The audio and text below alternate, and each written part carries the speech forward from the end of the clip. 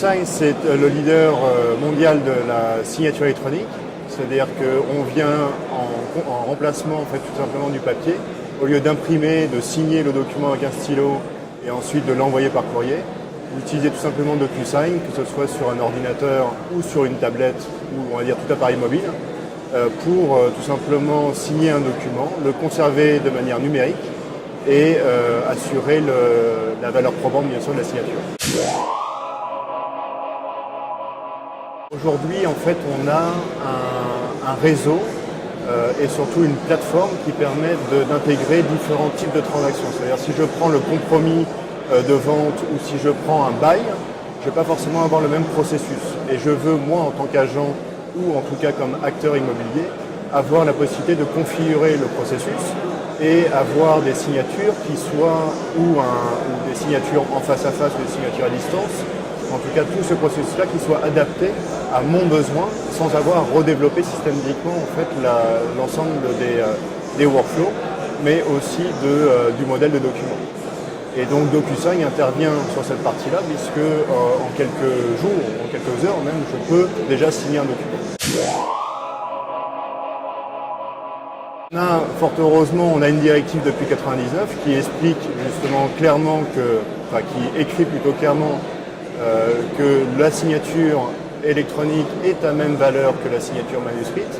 Après, il faut avoir une qualité malgré tout de signature pour être dit à valeur probante. Et on a intégré notre partenaire OpenTrust pour ce qui est de l'Europe, de la France en particulier, mais de l'Europe de manière plus globale, parce que OpenTrust est aujourd'hui le tiers de confiance accrédité, certifié pour assurer justement cette valeur probante de la signature électronique.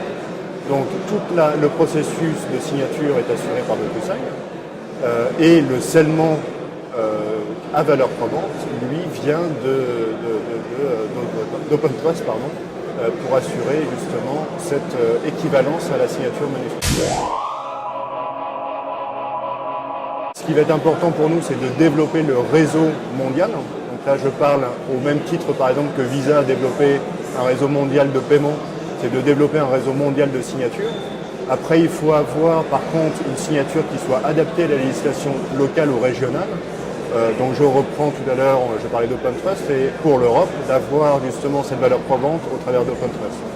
Ça, c'est une première chose. Une deuxième chose, ça va être bien sûr de développer les fonctionnalités, de continuer à développer la mobilité, bien qu'on soit déjà sur les environnements mobiles, mais c'est toujours d'améliorer l'ergonomie pour faciliter l'adoption utilisateur. L'objectif, c'est que ça a pris à peu près 30 ans de développer la carte bancaire.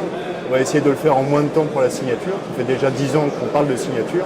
Les banques s'y sont mises depuis 10 ans maintenant. Les assurances s'y mettent. L'immobilier s'y met et de manière assez importante maintenant. Donc il faut réussir à apporter tout ce qu'il faut le plus simple pour que finalement monsieur et madame tout le monde puisse signer et sans se poser de questions.